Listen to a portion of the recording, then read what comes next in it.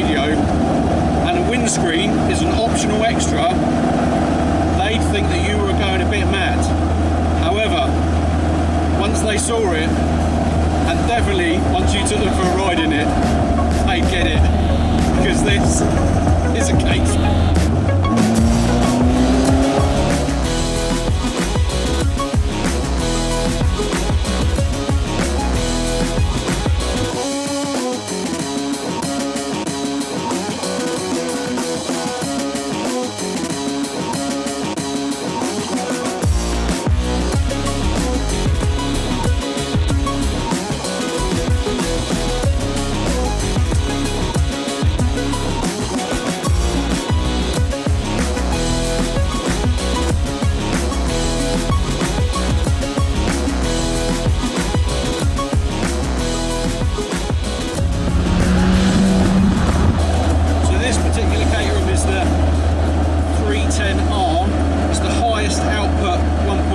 Engine.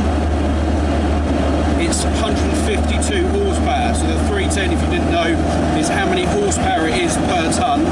But the easiest way that I like to think about it is how much power the car actually feels that it's got, because it feels like it's got 310 horsepower, because obviously it only weighs just over half a tonne.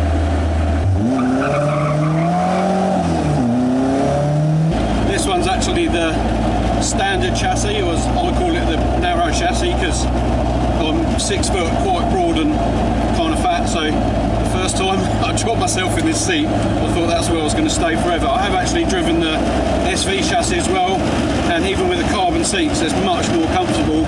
This is a narrow chassis with the carbon seats, and yeah, there's not a great deal of extra spare room. It's fine, it's digging into my hips a little bit, but it's not too bad.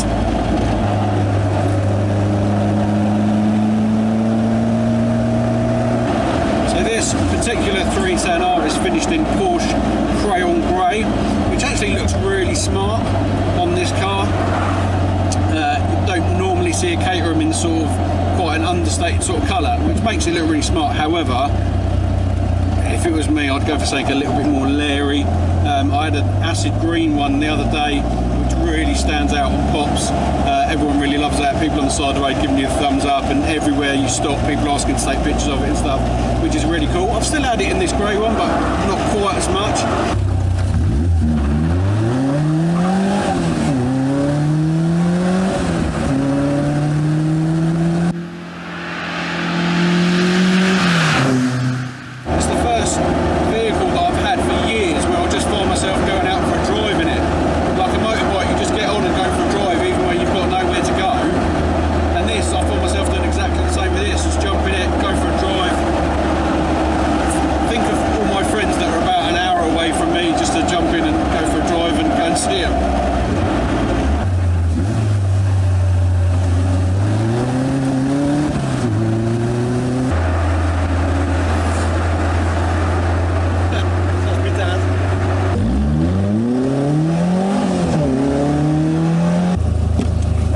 Do your poppers. Grab under the bar like that. You've got to get your massive boots out of the footwell. Go on, son. Go on. Upper body workout.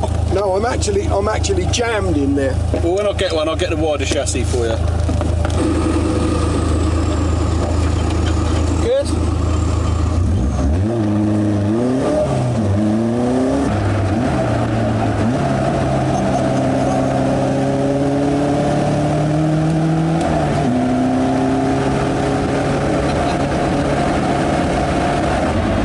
Also got a half roof, which I thought looked a bit weird, but actually it's really, really good. When you put the full roof on, it just gets really, really hot and stuff in here, and with the half roof it allows you to let all the hot air out the back, because obviously you've still got the engine, the heat of the engine filling up the cab. So with a half roof it lets all the hot air out the back, and doesn't get really stuffy in it, and it's also much better visibility when you look over your shoulders, change lanes and stuff. It's much easier to kind of see out the back. The roof is really easy to put on. Obviously you can probably put it on a bit quicker if it actually starts pouring with rain at the point you have to put it on. But yeah, literally poppers along the front, and then there's a couple of plastic clips at the back, tie it all down, and then jump back in again.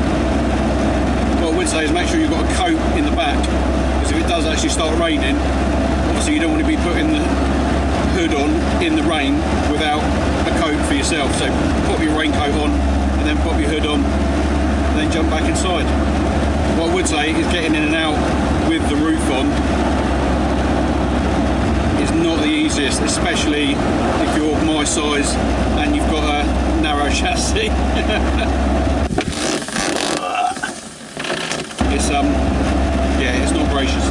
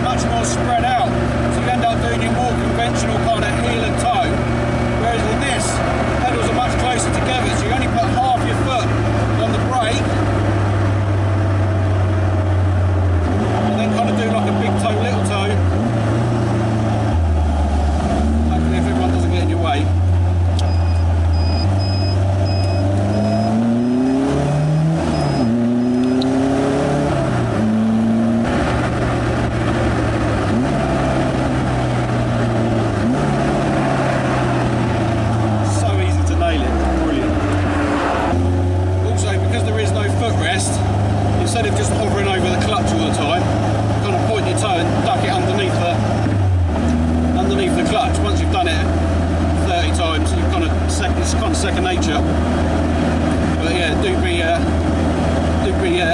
well practiced in that when you come to use the clutch. One thing you do notice a lot running with the roof off is how many vans that you follow seem to be running on the old jazz cabbage.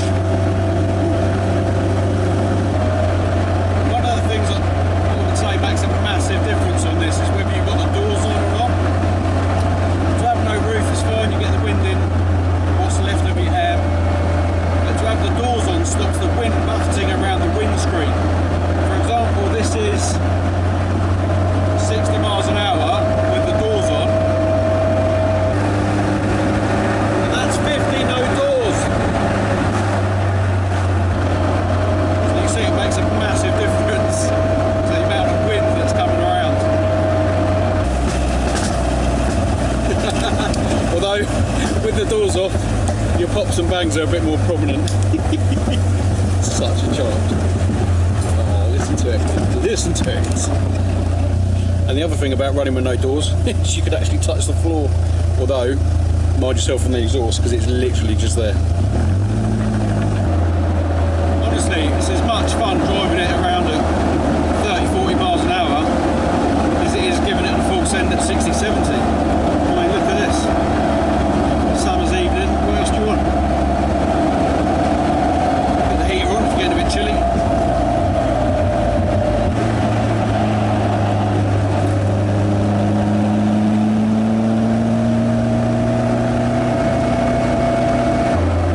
I've had this car for a week now, and what I was hoping that I'd drive it around so much that at the point I handed it back I was kind of sick of it and I'd tick the Caterham box. That hasn't happened at all. I'm absolutely falling in love with this car. I really, really will.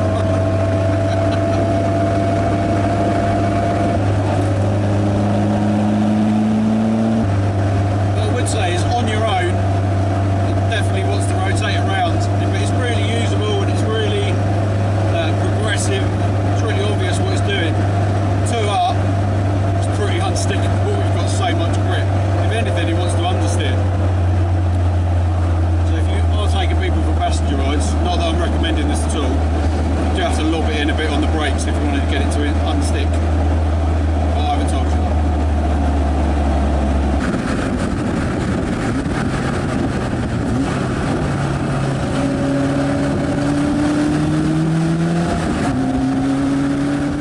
So as with any review, we've got to have some positives and some negatives.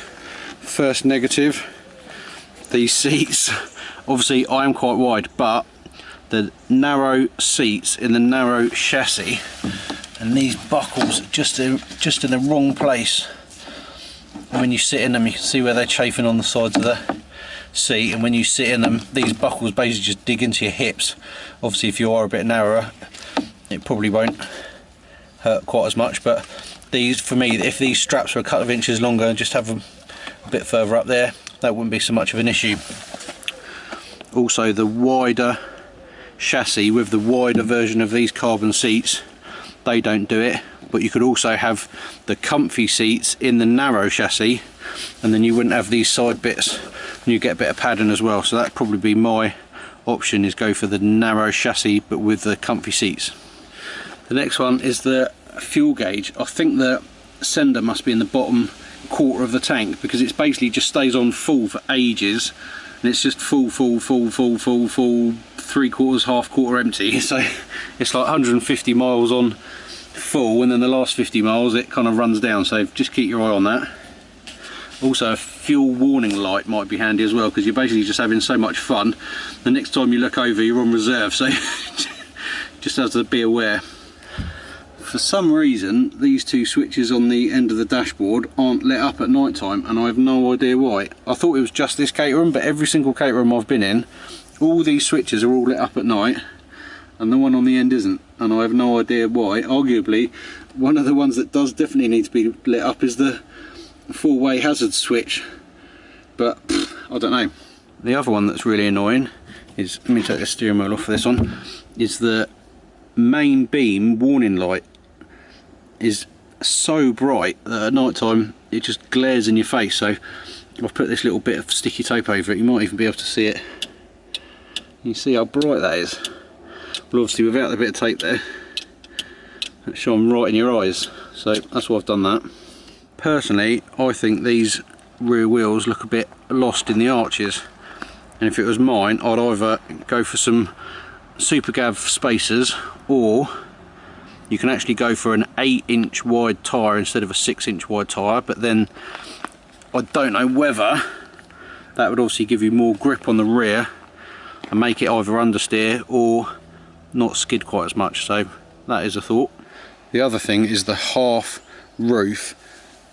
When it's a bit chilly or just drizzling, it works really well because it lets all the hot stuffy air out the back, but if it's actually raining, two things: if you're driving it in the rain, you get kind of the spray turbulence behind the car, and that all kind of comes in the back of the car and goes out the back of your neck, so that's not ideal. Also, if you park it in the rain, there's nothing protecting the back bit of the car, so it tends to run off the roof and into the boot. So it's great as an option, but I'd always have the full roof with you as well. Now onto some positives. This colour I've absolutely fallen in love with. It's Porsche Crayon Grey. I did have my reservations when I picked it up. It was a little bit too subtle and it would be hard to photograph and look good on video, but I think the subtlety of it, people really appreciate it. I think it just looks super smart. If you want to go for a shouty colour, obviously that's up to you, but I'd probably go for this colour if I ordered my own one. Ooh, controversial. Next up is this roll cage. For me, it's the best of both worlds. If you go for the half roll cage, that's obviously not going to give you loads of protection. If you go for the full roll cage, then you end up with a bar across here and it makes it really difficult to get in and out. This one gives you the strength and the rigidity and the safety nearly of a full roll cage, but also it does give you something to grab hold of when you try and get yourself out.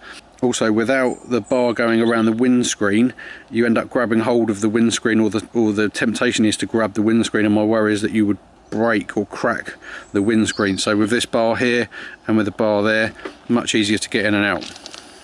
This Momo steering wheel is also really nice. Alcantara, got a really nice feel to it, perfect size. Also, some of them do and don't come off. I personally would spec one that you can get off, just because it makes it a bit easier to get in and out. Plus you can also take the steering wheel off and chuck it on the bonnet. Makes you look super cool when you get out. Also, this heated windscreen, absolute game changer, stops you steaming up on the inside. And also, if it is drizzling, just having the heat in the windscreen seems to evaporate the drizzle straight away and you can crack on. My other favourite thing, as well as the colour, is these front and rear updated lights. They're so much brighter than the other ones. The LEDs across the middle look super smart. I tend to run with them all the time just because they are sort of like driving lights, gives you a bit of extra visibility to other road users. And the rear lights, you kind of get that soft focus, dare I say it, like a Rolls-Royce rear lights. That just look super smart, just really kind of update the car. This is me stuck in the Friday rush hour traffic, but that's the beauty of this car. You could literally, I've had it for a week, I've driven it every single day, I've driven it to work, I've chucked it around some mega roads, I've done the school run with it, you can sit in traffic with it. I mean, it's a little 1.6 engine, it's really pokey, it's easy to get about, it's good on fuel. I mean, what else do you want? If it's raining, it's a bit more hassle because you've got to put the roof on, but you can daily this, I would, 100%. There we go guys, I hope you enjoyed that little video. It's my first ever press car and car review video, so don't be too harsh. Please leave a comment in the comment section about how you think I did or what you think I should change for next time. A couple of massive shout outs, first of all to my buddy Dave and my buddy Dom.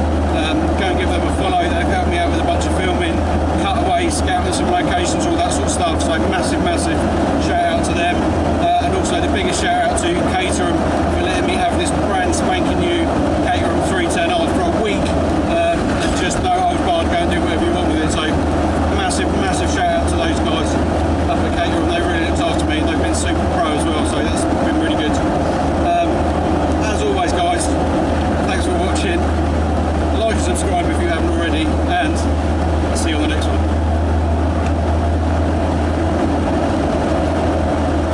What are you still in? Oh, Outtakes. Oh, here you go. Absolute game changer. Oh dear. This steering wheel. Thanks very much. It feels really small. About to be disturbed by a Land Rover. Fail. So you can see it makes a massive difference to the amount of windage, if that's a word. If you have only got the half roof and you get caught out in the shower rain, make sure you've got a swimming pool cover with you. It's functional, what can I say? At some point your Caterham exhaust will give you a love bite, although it will probably only happen once.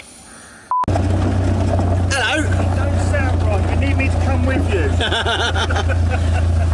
The idea of doing lots of pops and bangs coming down the hill is that my mum can hear me coming and hopefully put a kettle on.